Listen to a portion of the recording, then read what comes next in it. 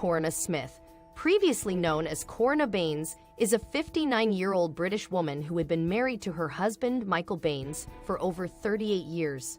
Her husband was 81 years old when she killed him with scorching hot sugar water that she ruthlessly poured over his entire body.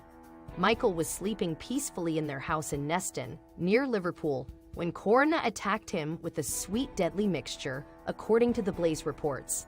After she poured the scorching liquid on her husband, Corinna fled her house frantically and went to a house 9 blocks down, where she told one of their neighbors about what she had done. "I've hurt him really bad. I think I've killed him," she said in terror as she allegedly admitted to the assault. The neighbor called the police immediately, and an ambulance was sent to rescue the wounded man.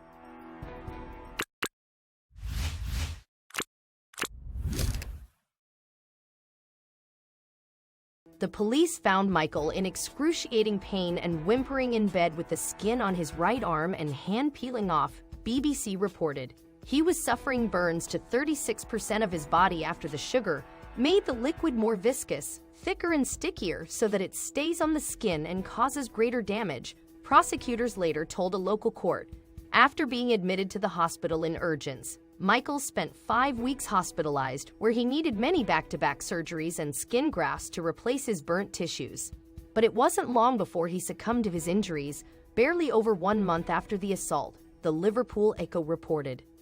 Following Michael's death, Cheshire Constabulary Detective Chief Inspector Paul Hughes said that Corinna killed her husband Michael in such a painful and cruel way, but some would say that he had it coming. According to Corinna, she flew into the homicidal rage which her husband was victim of just a day before her attack, as her daughter came to her and confessed to her the most horrid confession a mother can hear. Her daughter told her that Michael had sexually abused both her and her brother for many years when they were children. Furious by the accusations, Corinna, who was described as being livid and fuming in several court documents, took a water bucket from her garden, boiled up 2 kettles of water, and mixed it with 3 bags of sugar. After her mixture was ready, she went into the downstairs bedroom she shared with her husband. Corinna, enraged, poured the boiling liquid over her sleeping husband. To throw boiling water over someone when they are asleep is absolutely horrific, Hughes said of the attack. To also mix 3 bags of sugar with the water showed the determination she had to cause serious harm, he added, explaining that the sugar placed into the water makes it viscous, and it becomes thicker and stickier and sinks into the skin better. Further criticizing the painful, cruel, and horrific assault Corinna had launched on her husband, Hughes continued, "It left Michael in agony, and rather than call the emergency services, she wasted time by going to a house 9 doors away to tell a neighbor, who she wasn't close to, what she had done."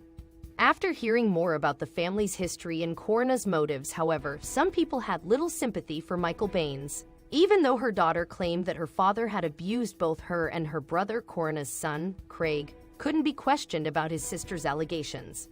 As it turns out, this family had her fair share of trauma and incidents. Craig had committed suicide in 2007 after he had been troubled before his death and had been to prison for a serious assault. Before his death, Craig told his mother the man he attacked was a pedophile who had touched him sexually, according to the NY Post reports.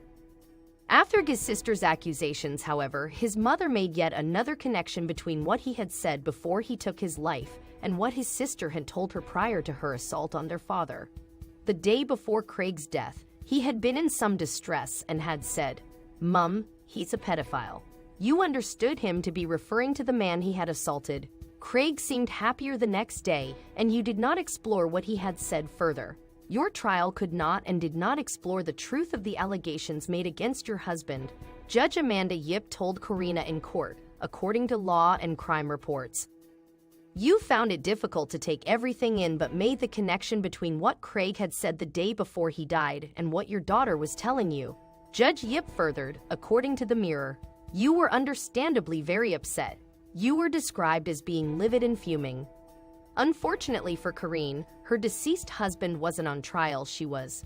Moreover, the jurors were told by prosecutors that regardless of whether the allegations made about Michael Baines were true or not, That is not the issue for you in this case, because the prosecution certainly accepts that these allegations were made and that Corinna Baines Smith believed them to be true at the time that she caused the fatal injuries to Michael, the Sun reported.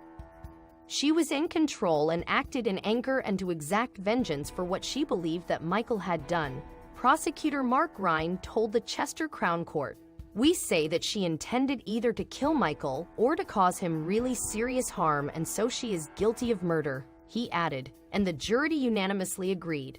Corinna Smith was found guilty of murder and was sentenced to life imprisonment. She was ordered to serve a minimum of 12 years behind bars before parole can be considered. While many of us understand her motive and can even empathize with Corinna Smith, we should all have a deep read into what Judge Amanda Yip said in this particular case. Killing Mr. Baines also took away any opportunity for the allegations to be tested. If you ever think about achieving justice on your own and taking matters in your own hands, remember that a dead man can't be convicted. Corinna's in jail and her children will have to live without parents for at least 12 years, all while her husband is dead and innocent in the eyes of the law.